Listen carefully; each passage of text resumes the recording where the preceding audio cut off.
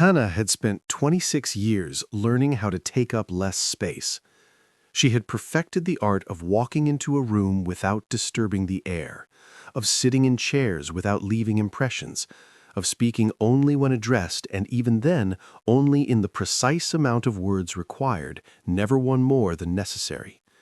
It was not shyness, it was survival, a skill honed the way all the most useful survival skills are honed, through repetition and pain, through understanding early and completely that visibility was a liability she could not afford.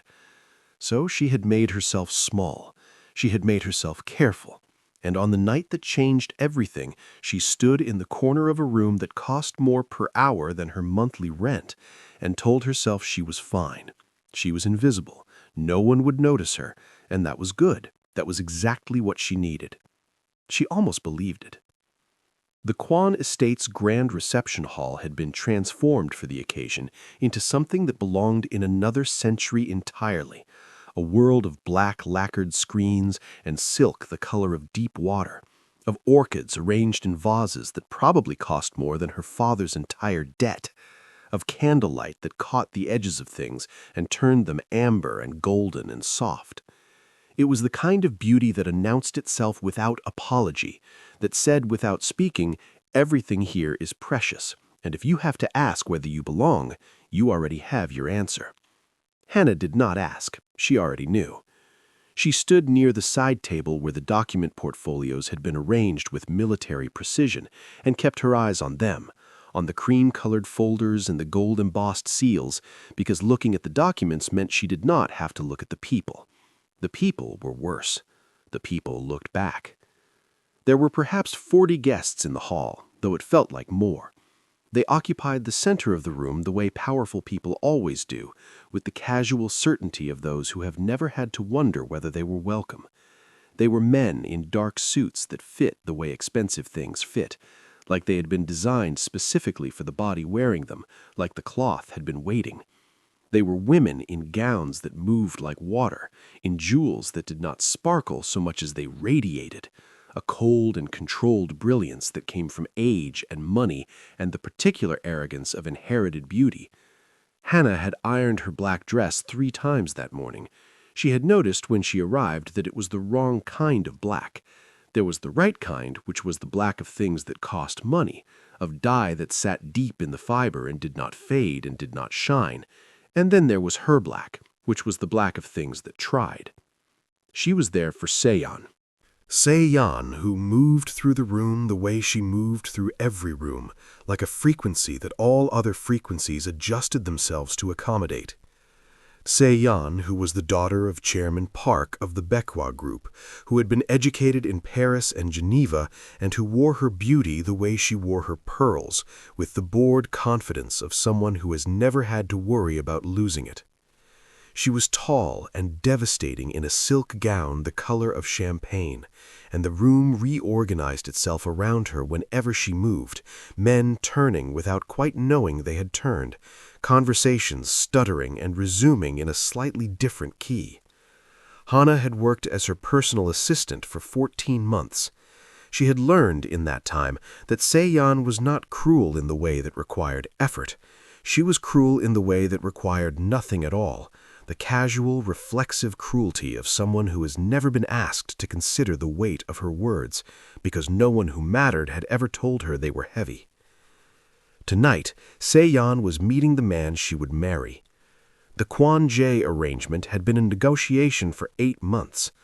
Hannah knew this because she had typed half the correspondence herself, had printed and bound the preliminary agreements, had arranged the meetings between lawyers and advisors and the various silent men who moved between the two families like water finding its level.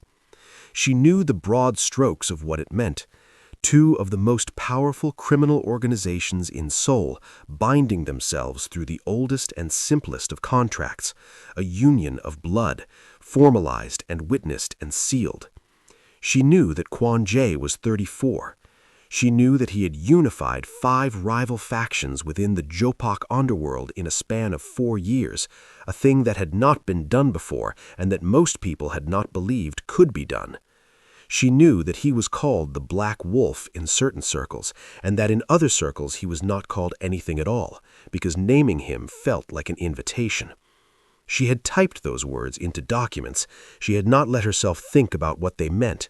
She had not let herself think about him at all. He was irrelevant to her. He was above her in every possible sense of that word, and things above you are not for looking at directly.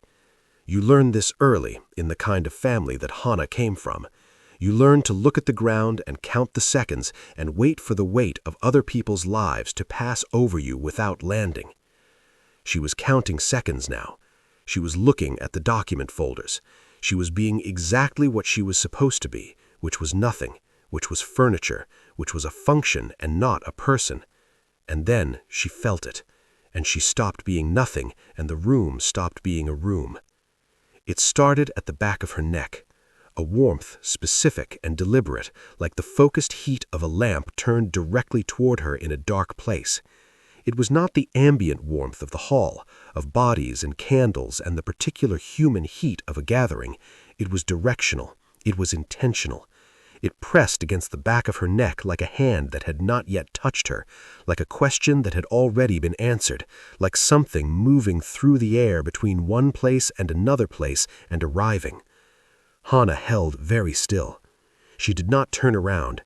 Turning around would mean looking, and looking would mean being seen looking, and she had spent 26 years learning that looking at things above you brought nothing but trouble. She pressed her fingers flat against the folder's edge. She counted her own breathing. She told herself it was the air conditioning, it was the candles, it was the wine she had not drunk and the dinner she had not eaten, and the nervousness that always sat in her chest at events like this, heavy and familiar as an old coat. She turned around. He was standing at the far end of the hall, near the doors that opened onto the courtyard, and he was looking at her. Not at the room, not at Se-yeon, who was laughing at something near the east wall, her champagne glass tilted at the precise angle of practiced elegance. Not at the men who flanked him, 3 of them, dark and quiet, and arranged around him the way gravity is arranged around mass, naturally, without effort. He was looking at Hana, at her specifically, with the kind of attention that had weight. The kind of attention that did not wander, did not glance, did not take inventory and move on, the kind that settled. Hana had read about the Black Wolf in the documents she had typed. She had assembled a portrait of him from the official letters and the careful language of negotiation, from the things that were said and the more telling things that were not said. She had known he was powerful. She had not known what power looked like in a body. She understood now. He was tall in the way that made height seem less like a measurement and more like a decision, like he had chosen the space he occupied and the world had agreed. He wore black, a suit so dark it seemed to absorb the candlelight rather than reflect it, and it fit the way a second skin fits, with the effortlessness of something that had never been anything else. His face was the kind of face that artists argued about. Not beautiful in the easy sense, not the smooth and symmetrical beauty that photographs well and requires no thought, but something harder and more interesting, a face that had been through things and kept the record of them, a jaw that held its tension like a clenched fist, a mouth that rested in a straight line that was not quite cold, not quite warm, but something in between that felt more honest than either. And his eyes. Even from across the room, even through the moving bodies and the smoke of candles and the distance that should have made it impossible, his eyes found hers with a precision that made her think of a blade finding the exact line between bone and flesh, the kind of precision that was not luck, that had never been luck. She should have looked away. She knew she should have looked away. 26 years of training screamed at her to look away. She did not look away. He moved. The crowd did not part for him so much as it recalibrated, the subtle rearrangement of people who are aware of something significant happening but cannot say how they know. Men stepped back without seeming to step back. Conversations shifted direction like water around a stone. He walked through the hall the way he probably did everything, without hurry, without performance, with the absolute and unhurried certainty of someone who has never had to wonder whether the path would clear. He was not coming toward her, That was impossible. She was standing at the side table with the document folders and her wrong kind of black dress, and he was the Black Wolf of Seoul, the Hyungnim who had made 5 factions bend, the man who was here tonight to be formally joined to the most beautiful woman in the room, in the country, possibly in the world. He was not coming toward her. And then he was in front of her, close enough that she could see the faint silver threading through his dark hair at the temples, close enough that she could smell something that was not cologne exactly, but was the particular scent of a person, wood and cold air and something clean and sharp underneath it. And he was looking at her the way he had been looking at her from across the room, which was to say with that same absolute and terrifying attention, the same weight, the same certainty. He did not speak immediately. He looked at her face the way someone reads something important, slowly and with care. "Your name," he said, finally.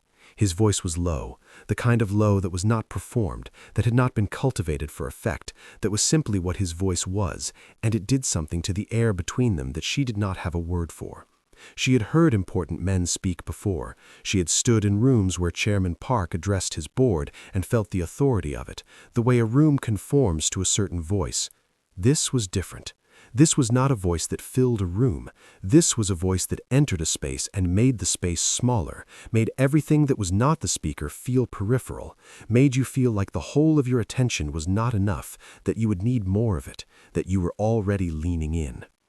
Hana opened her mouth, closed it.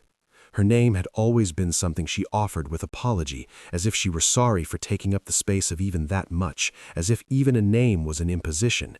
She stood straighter than she had stood all evening.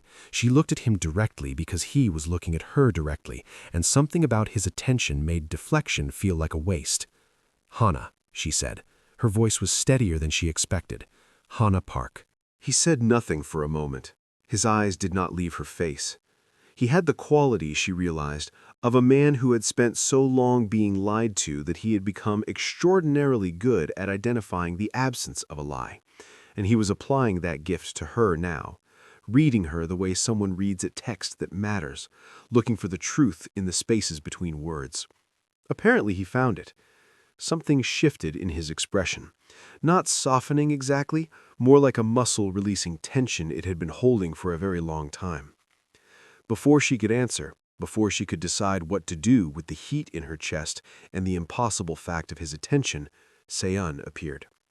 She materialized the way beautiful, powerful women can, suddenly and with full occupation of the available space, her champagne dress catching the candlelight, her smile arranged into the particular shape that Hana had learned to recognize as its most dangerous configuration. It was the smile that was not a smile. It was the facial expression that wore a smile as a costume.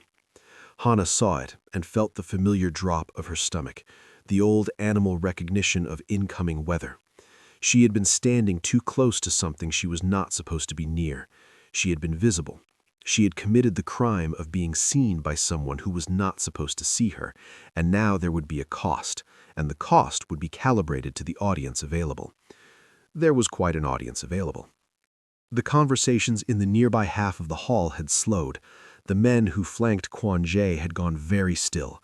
Several of the guests had turned with the casual, predatory attention of people who can smell blood in formal settings, who find in other people's humiliation a kind of entertainment that the evening's official agenda has failed to provide.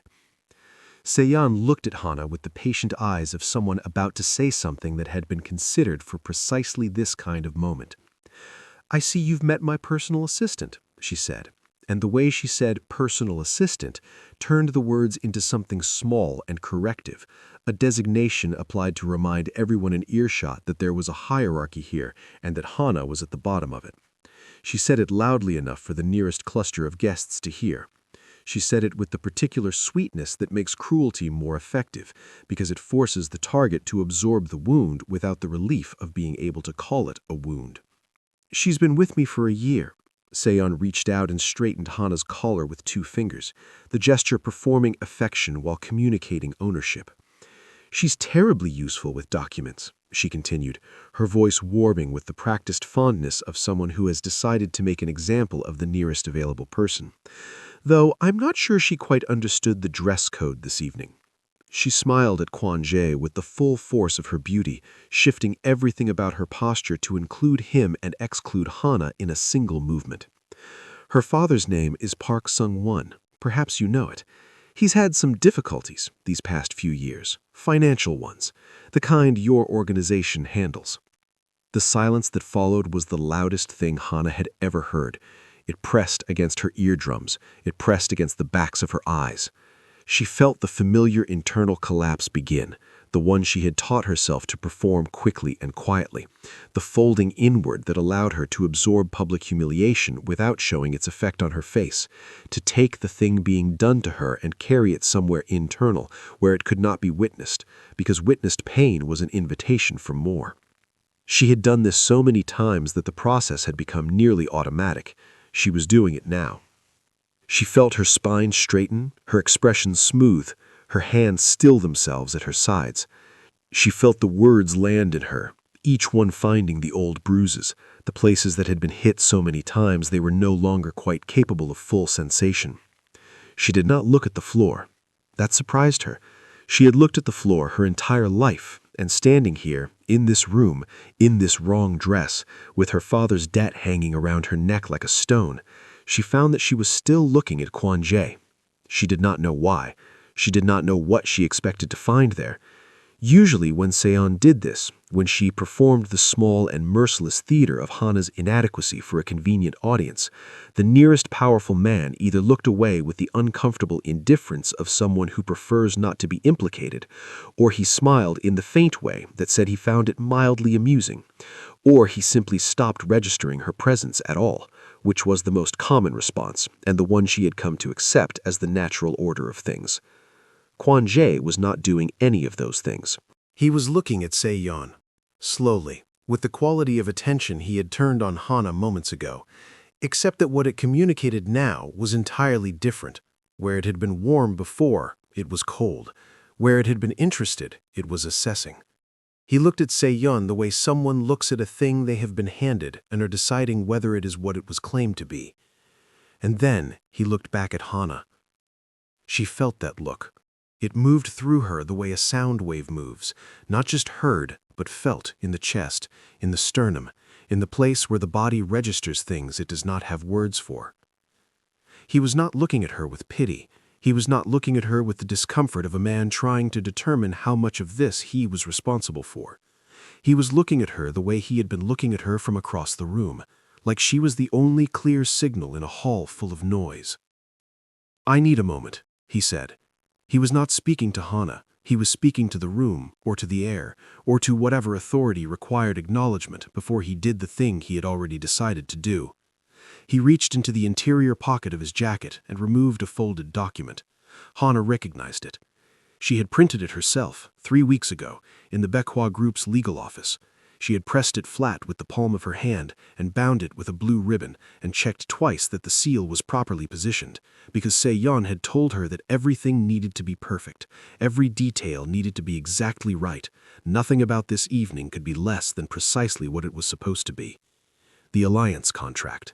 The document that was the reason for this evening, the reason for the hall and the orchids and the guests and the careful choreography of the last 8 months. Hana stared at it. He unfolded it. He tore it in half. The sound was small for what it was. Paper tearing is never loud, but in a room that had gone completely silent, it was the only sound there was, and it was sufficient. It was more than sufficient. It landed in the air like a struck bell, and the room rang with it. Hana watched the 2 pieces of the document float apart in his hands and felt something happen inside her chest that she did not know how to categorize, something that was not quite hope, because hope required believing that good things could happen, and she had spent a long time not believing that, but that was adjacent to hope, that lived in the same neighborhood.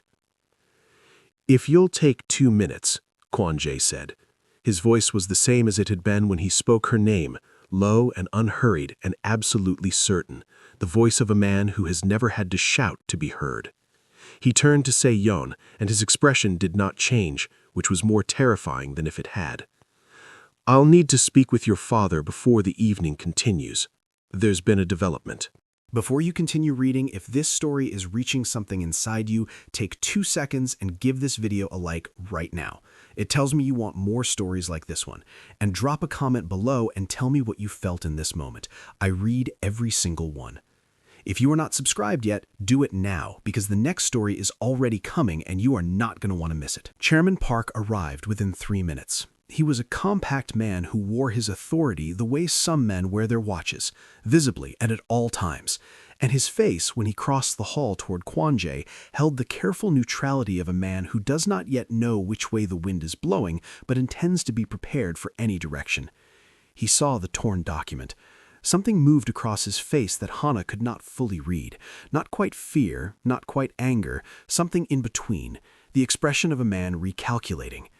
Behind him, the senior advisors of both families had gathered with the careful positioning of men who understand that they are witnessing something that will need to be reported accurately, and that accuracy may be the most important thing they do tonight. "I've decided against the arrangement," Kwon-jae said. His hands were empty now, the 2 halves of the document placed on the table beside Hana's document folders with a care that felt almost contemptuous in its precision. He did not elaborate. He did not apologize. He did not offer the cushioning of explanation that men with power sometimes offer to soften the exercise of it.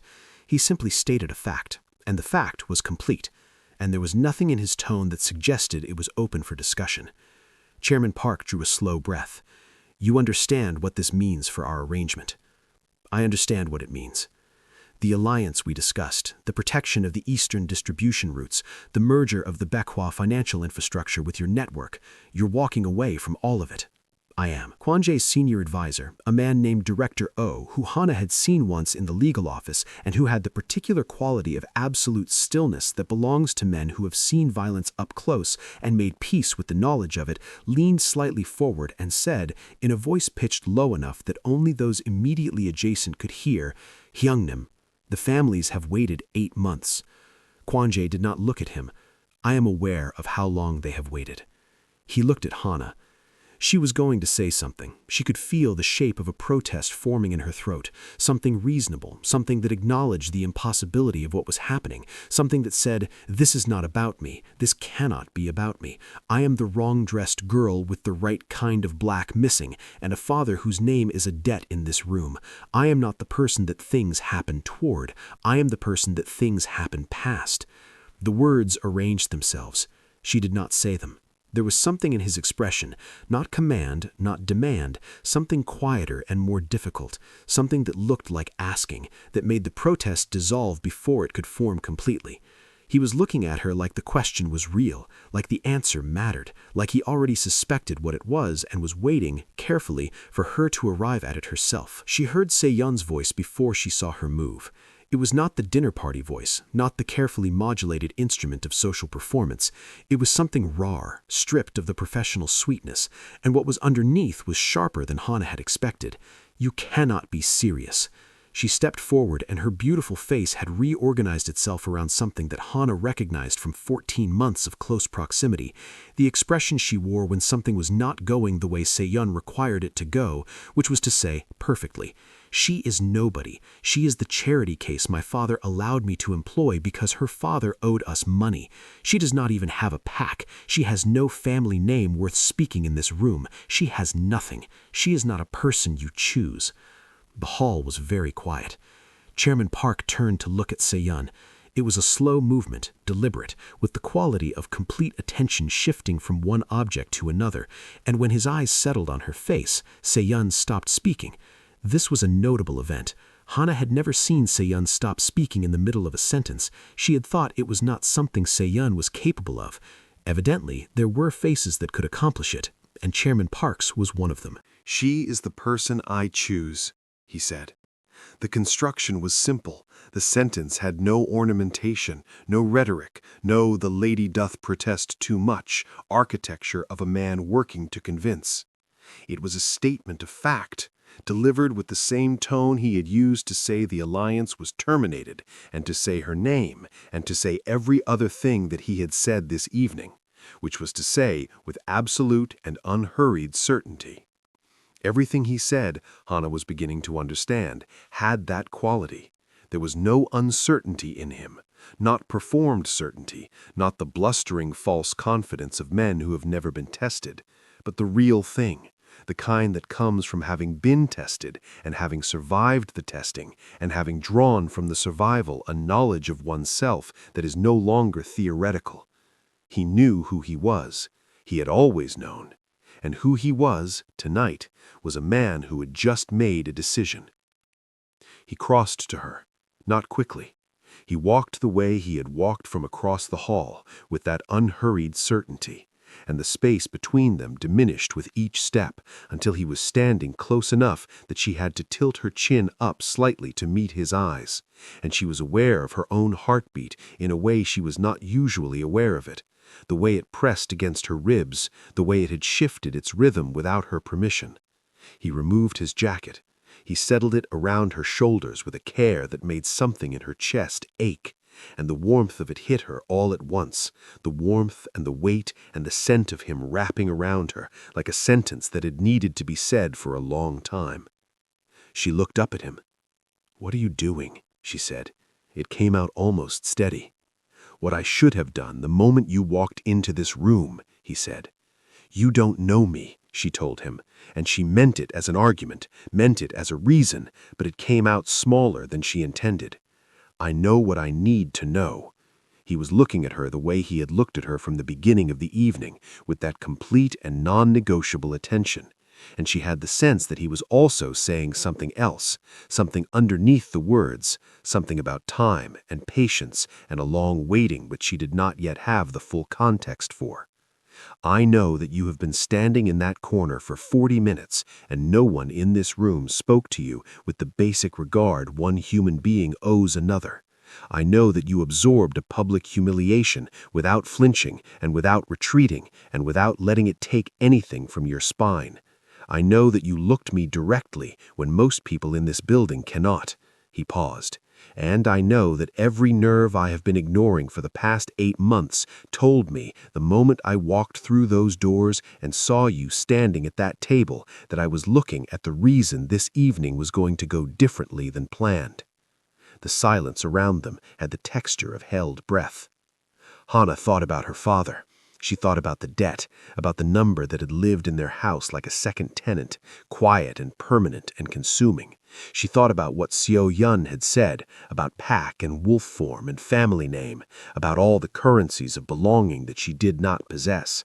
She thought about 14 months of making herself invisible, about 26 years of training herself to expect nothing, to take up no space, to offer no inconvenience, to be grateful for the absence of cruelty as if it were a gift.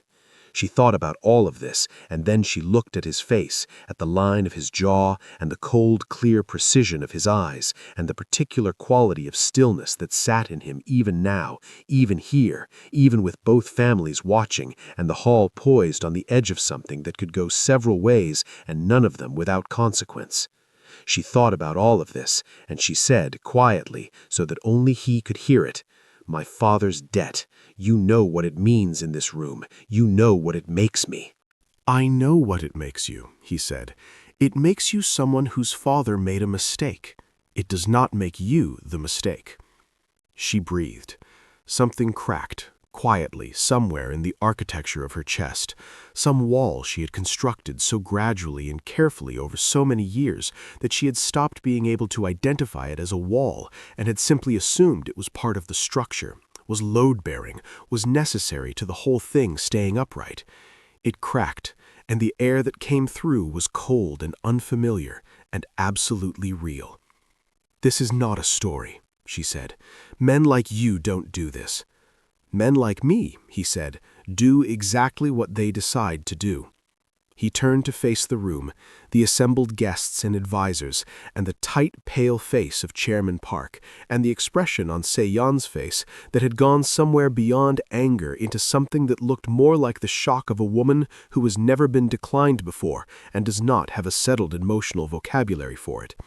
He addressed them without raising his voice, because he did not need to raise it, because the room was already completely silent and had been for some time. he said, "The Kwan organization will be renegotiating the terms of any future alliance with the Park family through legal channels. Tonight's arrangement is dissolved. If any party has grievance with this decision, I will hear it in the morning, in my office, through the appropriate representatives." He said it with the finality of a door closing, and then he looked at Hana and held out his hand, palm up, the way someone offers something and makes the offering unconditional. She looked at his hand. She thought about all the reasons not to. She thought about them in the order of their importance, and she felt each one: the weight of her father's debt, the absence of the currencies that rooms like this required, the 14 months of being a function in someone else's life, the 26 years of learning to expect nothing. She felt all of it, and she looked at his hand, and she placed hers in it. His fingers closed around hers with the same care he had used when he placed his jacket around her shoulders, as though she was something that merited that quality of care, and the warmth of his grip moved through her like a current. They were near the corridor doors when Se-yeon's voice found them again, and it had changed quality for the third time that evening, past the social sweetness and past the stripped anger, into something that had the particular temperature of desperation attempting to wear the mask of a weapon. "Ask her," she said. "Ask her about her father. Not the debt. What he did. What he actually did for your family. What he told the Incheon faction, what he gave them in exchange for his debt being forgiven." The room went still in a different way. Hana felt the words arrive in her body. She felt them land in the place where the other words had landed, Se-yeon's words from earlier in the evening, but these were not the same. These were heavier. These had a shape to them, a specific and terrible shape. She knew something about the Incheon faction. She knew from the documents she had processed for 14 months, from the things she had typed and filed, and tried not to understand the full weight of them, that the Incheon faction was the organization responsible for the death of someone close to Kwon Jae, years ago, before he was the Black Wolf, before he was the man who unified 5 factions, when he was still a young man who had a younger brother and had not yet learned that the world contained this specific and unforgivable category of loss. She had typed the words. She had not let herself understand them completely. She understood them now. She turned to face Kwon Jae. She felt the hand that held hers, and she wanted to let go of it, wanted to release it with the same care with which he had taken it, because what was coming needed space around it, needed him to be standing apart from her when it landed, so that he could respond without the complication of her presence, without the warmth of her hand in his confusing the clarity of what he was going to feel. She tried to withdraw her fingers. His grip tightened. Not much, just enough. "My father," she began. "I need to tell you something about my father, about why the debt existed in the first place, about what he gave the Incheon faction in exchange for it being forgiven." Her voice was holding, barely, by the specific determination of a woman who has survived too many things to fall apart now, here, in front of all these people. She looked at him directly, because she owed him that. Because whatever else was true, she had not spent the evening looking at the floor, and she was not going to look at it now. "He gave them information about your brother's location, about the route he was going to take that night. I did not know. I want you to understand that I genuinely did not know. I found pieces of it in documents months ago, and I convinced myself I had read them wrong, that I was connecting things that didn't connect, because the alternative was to know something I did not know how to carry. But I know now, and I understand if this changes everything. I understand if you look at me and see him. I understand if you cannot separate the two." The hall held its breath. Kwon Jae was looking at her. He had not let go of her hand. He was looking at her the way he had looked at her from the beginning, with that complete and terrible attention, but what was in it now was something she did not know how to read, something complex and layered that sat underneath the surface of his expression, the way things sit beneath still water. She waited for it to become something she recognized. She waited for the coldness, for the withdrawal, for the specific expression of a man recalculating what someone is worth to him in light of what they have just said. She had seen that expression before, on smaller stages, for smaller revelations. She knew its shape. She had been preparing to see it. He said, "I know." She went very still. The words did not parse immediately. They sat in the air between them, and she looked at them, and they did not resolve into meaning. He said them again, quietly, without ornament. "I know, Hannah. I knew before tonight. I have known for 3 years." Her mouth opened. She closed it. She tried again. "Then why?" "Because what your father did was not done by you." His voice was measured, not cold, not warm, measured in the way of a man who is saying something that has been inside him for a long time and is choosing his words with the care of something that matters. His thumb moved once across the back of her hand, a small and deliberate thing, something that had no business undoing her the way it did. "Because you have spent your entire life paying a debt that was not yours to pay, in a currency you never agreed to. Because I watched you stand in that corner for 40 minutes and absorb every cruelty this room offered, and you did not become cruel in return. And that is not nothing. That is in fact the most important thing I have seen in a very long time. Because my brother," he paused, and something moved through his face that was not the stillness she had come to associate with him, something human and unguarded and briefly visible before he controlled it again. "My brother would have found it funny," he said, "that of all the ways this evening could have gone, it went this way." He had a gift for finding things funny. She could not see clearly.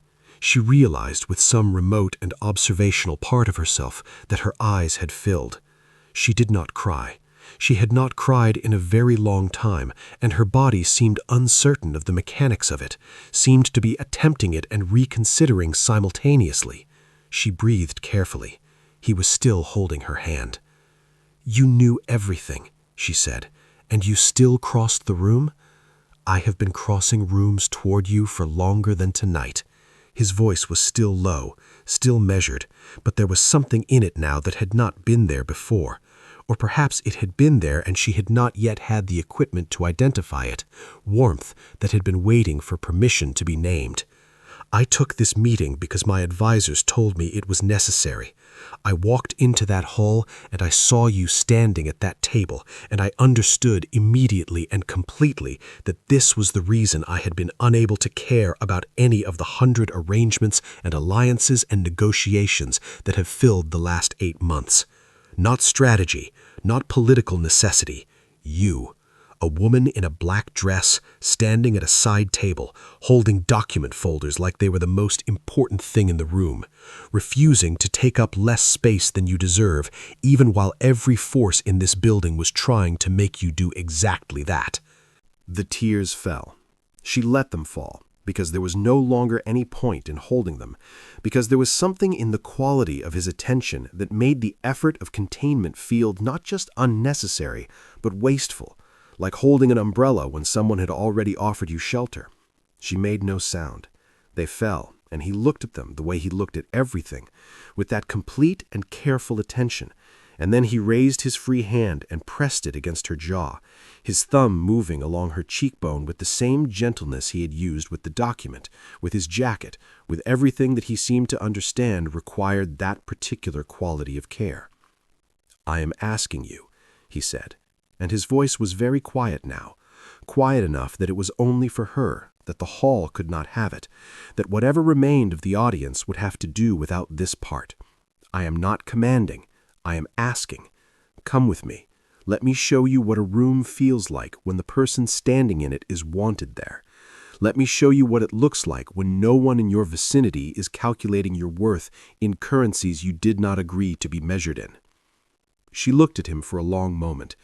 She looked at him the way he had looked at her from the beginning of the evening, trying to read the full text of what was being offered, looking for the place where it became conditional, where the fine print emerged, where the cost revealed itself.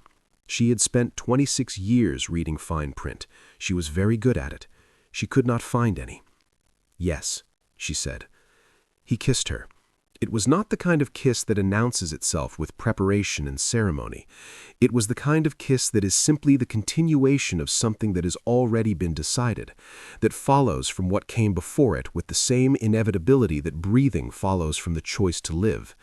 It was careful and unhurried and absolute, and she felt it not just in her mouth but in her sternum, in her spine, in the specific place in her chest where the wall had cracked an hour ago and the cold, unfamiliar air had come through.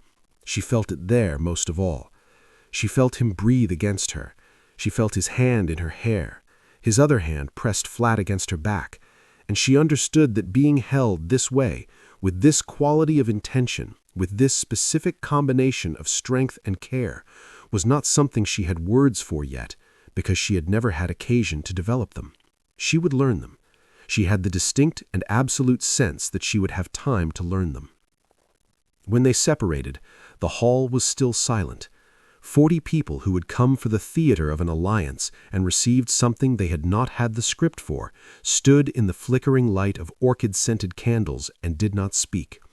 Chairman Park's face had settled into something that was neither acceptance nor opposition, a practical man's calculation of new reality. Director O, beside the door, had the particular expression of a man filing information away for future reference. Se-Yun was not looking at Hana. She was looking at a point somewhere in the middle distance, her champagne glass still held at the same practiced angle, which, Hana thought, was perhaps the most telling detail of all. She did not look at any of them for long.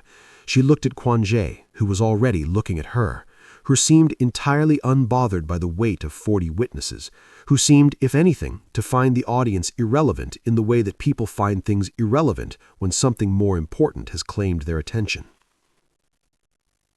"Your father's debt," he said, "is cleared. Tonight. Consider it done." She shook her head. "I don't want that." He looked at her. Something shifted in his expression that might have been the beginning of a smile, or might have been something that lived in the same neighborhood as a smile, without quite being one. "I know," he said. "That is why I offered it. Not as payment, as the removal of a weight you should never have been carrying." They walked out of the hall together. Behind them, Hannah heard the low sound of voices beginning to move again, conversations restarting with the particular energy of people who have just witnessed something they will be describing for a long time. She did not turn back. She had spent a lot of her life looking back, checking what was behind her, measuring the distance between herself and the last damage. She was looking forward now. Forward was different. Forward was where he was, at her side, his hand in hers, the warmth of his jacket still around her shoulders, the cold night air of the estate courtyard meeting them through the open doors with something that felt almost like welcome. She looked up at the sky. There were stars she had not noticed all evening, visible now above the estate's black rooftops, clear and numerous and indifferent to the very significant event that had just reorganized the evening. She thought about her small apartment, about the ironed dress she had been so careful with, about the 14 months of making herself useful and invisible and uncomplicated. She thought about all the space she had refused to take up and all the rooms she had entered quietly and left without leaving impressions. She thought about how she had believed, genuinely and completely, and until approximately 2 hours ago, that this was simply who she was, that the smallness was constitutional, that the invisibility was her nature rather than her training. She thought about the crack in the wall, and the cold air, and the man beside her who had, without asking permission, simply looked at her across a crowded room and refused to look away. Later, when people asked her to describe that evening, she found she could not do it justice with the architecture of a simple story. She could say, "A hall full of people who did not see me, and one who did." She could say, "A document torn in half, a jacket placed on shoulders that had been cold for a very long time." She could say, "The moment I stopped apologizing for taking up space." None of it was sufficient. All of it was true. He squeezed her hand once in the dark of the courtyard, where no one was watching and it did not need to mean anything to anyone else. She squeezed back, small and certain, a conversation between their palms that had no words and needed none. 6 months later, Hannah woke to the sound of rain against the floor-to-ceiling windows of the Kwan penthouse, and the particular quality of silence that belongs to very early morning when the city is not yet itself and the light has not yet decided what kind of day it will be. She lay still for a moment and listened to the rain and to the steady breathing beside her and to the distant sound of the buildings settling around them. She turned her head. He was asleep, which was unusual. He was a light sleeper and an early riser, and she had grown accustomed to waking to find him already at the window with his coffee, already occupying the day. But occasionally, on the rainy mornings, he slept later, and she had learned that these were the mornings to watch him, to see the face that appeared when the waking vigilance was suspended, when the weight of being the black wolf was set aside for a few hours in favor of simply being a person who was tired and warm and exactly where he had chosen to be. It was a good face. It was a better face than the one he wore in halls full of people, though she had come to love that one too, had come to understand all its configurations and what they meant. This one was hers specifically. She was the only person who saw it. She was aware of this as a kind of wealth, the quiet and unspectacular kind, the kind that cannot be displayed or transferred, but is no less real for that. He opened his eyes. He looked at her immediately, without the searching adjustment of a man orienting himself in space, without the moment of confusion that mornings sometimes require. He simply opened his eyes and looked at her, which is what he always did, which is what he had done on the first morning and on every morning since, as if she were the first thing he looked for, and was always where he had expected to find her. "Still here," he said. It was a thing he said in the mornings, not a question, a confirmation, something that had started as a small private joke and had become over months something more than that, something that carried inside it the memory of a different kind of morning, a different kind of waking, a life in which neither of them had expected the day to begin with something worth staying for. "Still here," she said. The rain continued. The city outside the window went on being a city. She lay beside the most feared man in the Korean underworld and felt, with the same complete and unhurried certainty that had characterized the every true thing of the last 6 months, that she was in exactly the right place, occupying exactly the right amount of space, and the woman she had spent 26 years trying not to be had turned out rather quietly and without much announcement to be the only version of herself worth keeping. She smiled. She felt him watching her smile with the particular attention she had come to think of as his primary way of being in the world, that complete and non-negotiable regard, the refusal to look away. She had stopped finding it overwhelming. She had started finding it simply true, simply part of the texture of her days, as natural and unremarkable and essential as breathing. She turned to face him fully.